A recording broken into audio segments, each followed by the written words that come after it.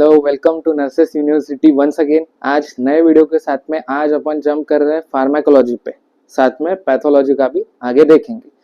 तो फार्माकोलॉजी मतलब सिर्फ ड्रग की कहानियां, आपको ड्रग की कहानी आनी चाहिए कि क्या होता है आगे। जैसे कि स्टोरीज सुनते हो, कहानियां सुनते हो, कहानियां बताते हो, वैसे ही ये ड्रग में क्या क्या होगा ये विथ द स्टोरी लाइन आना चाहिए, तभी जाके आपको फार्माकोलॉजी आ जाएगा।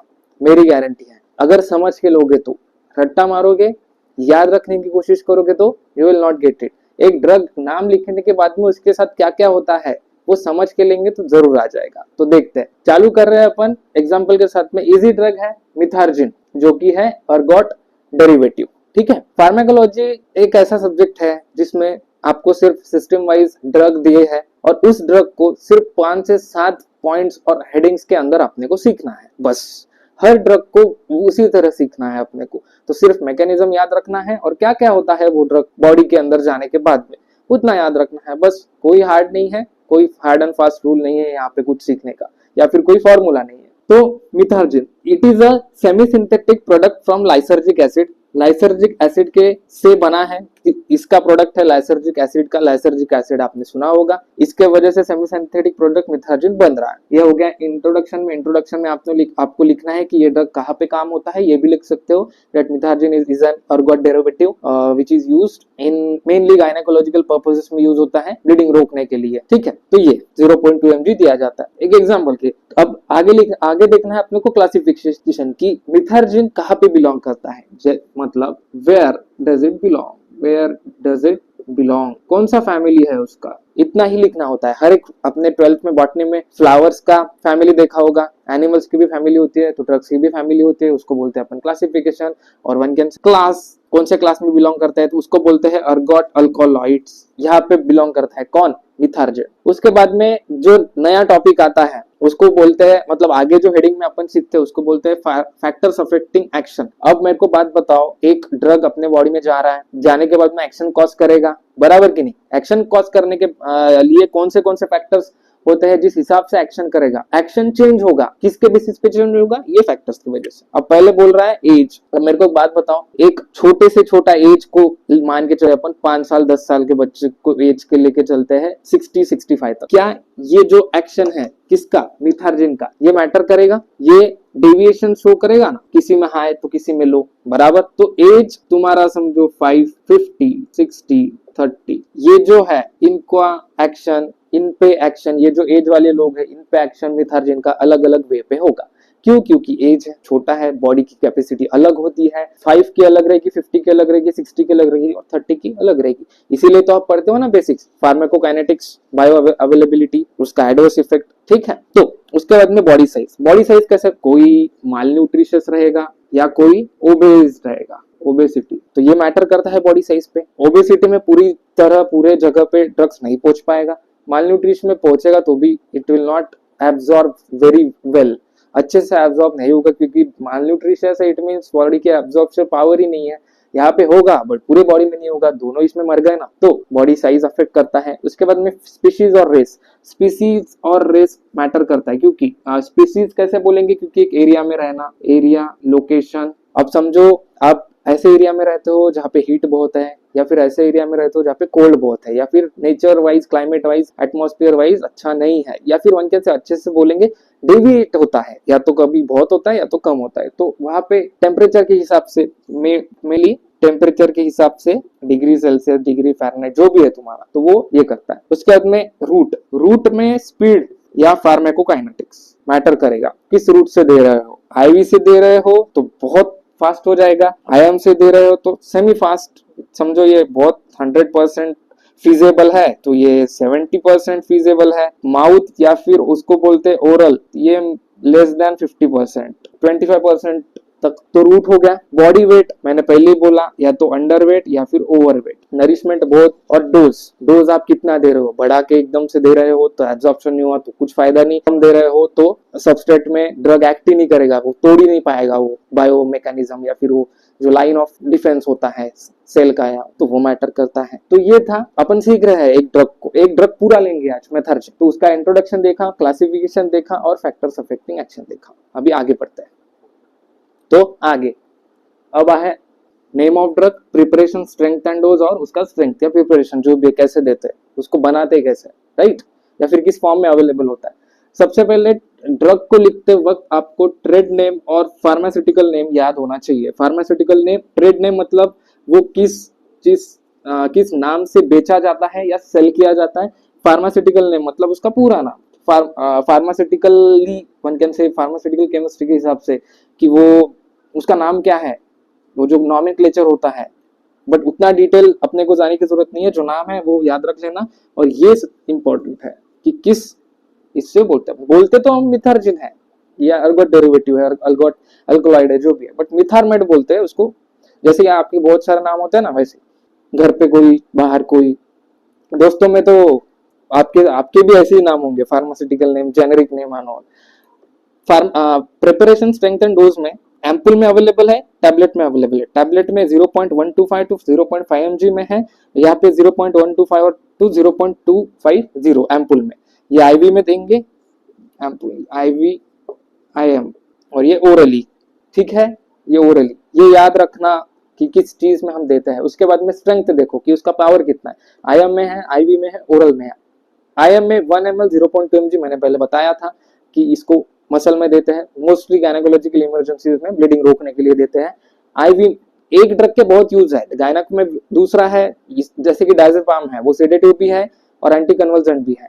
IV में भी सेम 1 ml 0.2 mg, ओरल में एक टैबलेट होती है 0.2 mg की, 3 से 4 बार ओरली देते हैं। ये था स्ट्रेंथ, प्रिपरेशन और नाम। इस हिसाब से ही जाना है अपने को। अपन लास्ट में एक आउटलाइन देखेंगे कि किस हिसाब से अपने को ड्रग लिखना है, ठीक है।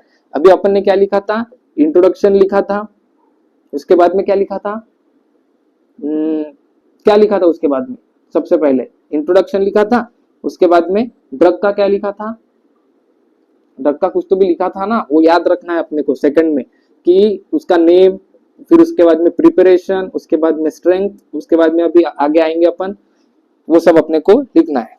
अब आगे जैसे कि अपन ने देखा इंडिकेशन, अब कौन से सिचुएशन में अपने को देना है या फिर कौन से सिचुएशन में आपको याद रखना है कि अभी अपने को ये सिचुएशन में, स्टेट में, कौन से फिजियोलॉजिकल स्टेट हो गया, फिजिकल स्टेट हो गया, उसमें देना है। सबसे पहले प्रोफाइलिटिक है और दूसरा थेरेपेटिक है। प्रोफाइलिटिक मतलब before any of the phenomena occurs, ठीक है, या फिर वन कैन से ये एट द टाइम बोल सकते हैं, एट द टाइम, और वन कैन से थेरेपी कि अब इसके सिवाय ऑप्शन नहीं है, और ये बिफोर कुछ होने के प्रायर। अब कब देंगे, तो इसको मैंने बोला था गायनेकोलॉजिकल इमरजेंसीज में, तो इधर है active management of third stage of labour, जहां पे एक्सेस ब्लीडिंग को अपने को नहीं होने देना है। मैंने बोला था ना मिथार्जिन कब देते हैं, तो स्टॉप ब्लीडिंग, यहाँ पे नहीं होने देना है। थर्ड स्टेज आप गायनेक में पढ़ोगे 4th ईयर में, लास्ट ईयर में, या फिर लास्ट तुम्हारे सेम्स जो है, जो सेम में आपको दिया है, राइट। तो अभी के लिए जनरल याद रखो, तो 4th ईयर वाले रिलेट कर पाएंगे कि मिथार्जिन क्यों देते हैं। तो ये ब्लीडिंग नहीं होनी चाहिए, इसलिए पहले ही दे देते हैं प्रोफाइलिटिकली या फिर ready. Therapeutically to stop atonic bleeding, atonic मतलब नो मूवमेंट या रिस्पॉन्स ही नहीं है। टॉनिसिटी मतलब मसल टोन, और अटोनिसिटी मतलब एब्सेंस ऑफ मसल टोन, जो भी है, तो तब देना है। कॉन्ट्राइंडिकेशन मतलब किस चीज में, किस स्टेट में नहीं देना है। सबसे पहले सस्पेक्टेड मल्टीपल प्रेगनेंसी है, नहीं देना है। प्री इक्लाम्शिया, इक्लाम्शिया पहले ही हाइपरटेंसिव होके है मदर, नहीं देना है।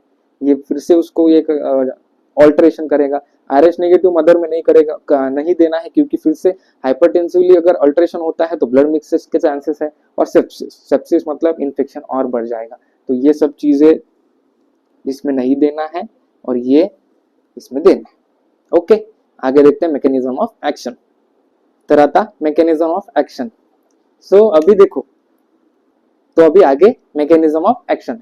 अभी देखो मैकेनिज्म ऑफ एक्शन ना कभी भी फ्लो चार्ट के फॉर्म में लिखने का रफ आइडिया क्या है, मेथार्जिन की acts directly on the myometrium producing tetanic contraction with complete loss of polarity। इसका मतलब ये है कि अभी आप सेकेंड ईयर में होगे, फार्माक होगा, तो आपको इसका काम नहीं है, जनरल याद रखो। जो 4th ईयर में है, जिसको मिडवाइफरी ऑब्स्टेट्रिक्स है, उसके लिए उसको याद रहेगा, इसमें ब्लीडिंग रोक रहा है, बस इतना याद रखो, स्टॉप्स, ठीक है। तो ये दूसरा पार्ट हो गया। अपने को देखना है मैकेनिज्म ऑफ एक्शन। तो सबसे पहले अपने को लिखना है कि ये कैसे वर्क करता है, हाउ इट वर्क्स, हाउ, कैसे स्टेप्स में। मैंने क्या बोला था, कहानी याद रखना है कि ड्रग कैसे काम करता है। सबसे पहले मिथार्जिन क्या करता है, binds and activate serotonin 5-HT receptors. इन पे क्या जाएगा, आपने न्यूरो मस्कुलर जंक्शन पढ़ा होगा, वहां पे सिनेप्स पढ़ा होगा कि यहाँ से ड्रग आ रहा है, यहाँ पे एक पाथवे है और यहाँ पे कैरी हो रहा है, यहाँ से आ रहा है, यहाँ से कुछ बाहर निकलता है, कुछ अंदर भी जाता है और फिर यहाँ से आ जाता है। कहाँ पे, जहाँ पे जाना है उसको, through the use of nerves and neurons.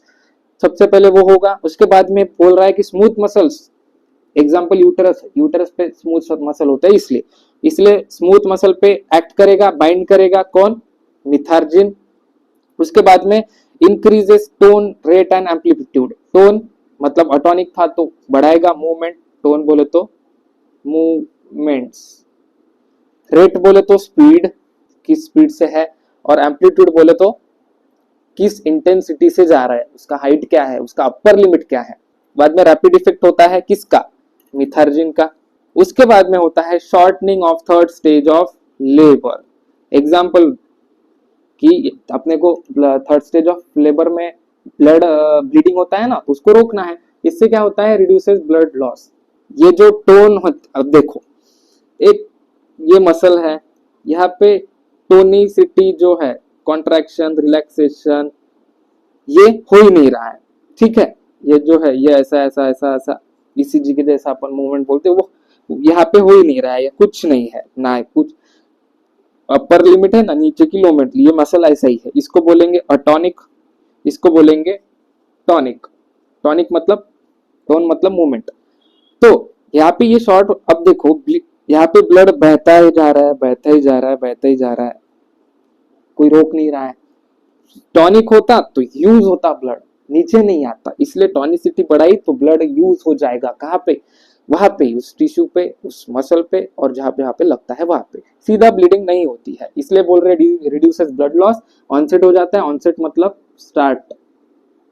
Starts, action भी स्टार्ट होता है और ब्लीडिंग जो होती है वो स्टॉप हो जाती है, फुल स्टॉप, ब्लीडिंग रुक गई। यही क्या एक्शन है, यही मिथार्जिन का। किससे रिलेट करके देखा अपन, यूट्रस से। खुद की कहानी बनाओ अगर ये समझ में आता है तो, बुक का लिखने की जरूरत ही नहीं है। बुक में सिर्फ तो नॉर्मल बता ही रहा है ना कि रिसेप्टर्स पे ये है, वो है, ये है, ये सब है, ऐसा। अपन ने यूटेरस और फोर्थ ईयर से कॉन्सेप्ट को रिलेट किया। आप दूसरा कर सकते हो कि मिथार्जिन का काम क्या है, ब्लीडिंग रोकना। यहाँ पे आप इंटरनल ऑर्गन ले सकते हो, यूटेरस है, यहाँ पे एक इंटेस्टाइन ले सकते हैं, इंटेस्टाइन जहाँ पे भी ब्लीडिंग है वहां पे काम तो एक ही है, ऑर्गन बदलेगा, स्टेट बदलेगी, इसलिए तो फैक्टर्स देखे थे ना।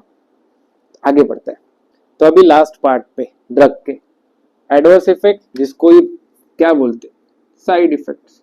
पूछते हैं कि write the side effects of Methergine या फिर अगर डेरिवेटिव, लिख देना यही पूरा। उसके बाद में नर्सेस रेस्पॉन्सिबिलिटी, इसके बाद में ड्रग खत्म। नोशिया एंड वोमिटिंग होगा, राइज इन ब्लड प्रेशर होगा, स्ट्रोक होगा, रेयरली गैंग्रीन ऑफ टो। ये सिचुएशन समझो डायबिटीज है, पुअर वाउंड हीलिंग होती है, पुअर वाउंड हीलिंग, इसके वजह से पैथोजेनेसिस या फिर जो भी अच्छा इंटेंशनली हीलिंग है वो हुआ नहीं है, इसके मतलब। और ये जो ड्रग है, ये इसको अगर ये दिख गया तो ये यहाँ पे तकलीफ देगा। ये सबसे इंपॉर्टेंट है अपने लिए, टू असेस, एडमिनिस्टर, इवेल्युएट और टू टीच। यहाँ पे क्या करना है, यहाँ पे क्या करोगे, वाइटल्स देखोगे। कोई सा भी ड्रग देने से पहले उसका वाइटल्स देख लेना चाहिए कि ये कुछ प्रॉब्लम तो नहीं करेगा। उसके बाद में रूट इवेल्युएट क्या करोगे, फिर से वाइटल्स, जनरल कंडीशन, और ये क्या साइड इफेक्ट्स अगर होता है, साइड इफेक्ट्स तो अपने को बताना है, डॉक्टर को ये करना है, और वो जो भी होता है ये देने के बाद में। इसलिए in case of perioperative, अगर पेरी ऑपरेटिव है, आपको पता होगा पेरी ऑपरेटिव मतलब प्री ऑपरेटिव, इंट्रा ऑपरेटिव और पोस्ट। तो यहाँ पे भी अपने को ख्याल रखना है कि अपन ने यहाँ पे कब कैसे देना है, यहाँ पे जो देना है वही देना है, और यहाँ पे कैसे देना है। मतलब यहाँ पे वाइटल्स देखोगे, कॉन्ट्राइंडिकेशन, इंडिकेशन, यहाँ पे फिर से वाइटल्स, इंडिकेशन या कॉन्ट्राइंडिकेशन, ये देखना है यहाँ पे। तो अपनी रिस्पॉन्सिबिलिटी इतनी सी नहीं है, हर चीज देखना है। क्योंकि अगर एक आधा ऑपरेटिव है तो फिर, क्योंकि यहाँ पे सर्जरी ना, जहाँ पे सर्जरी वहां पे ब्लीडिंग और इन्वेजिव प्रोसीजर करके काट छाट कर रहे हैं, तो यहाँ पे भी ब्लीडिंग कैसी होगी उस हिसाब से ही मिथार्जिन देना है।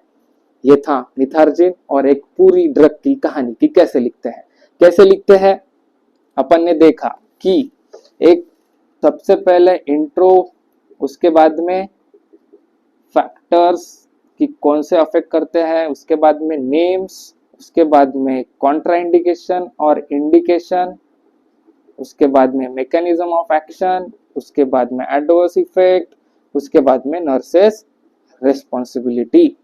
ये आपको भूलना नहीं है, ये पूरा लिख के आओगे अच्छे से, यू विल गेट।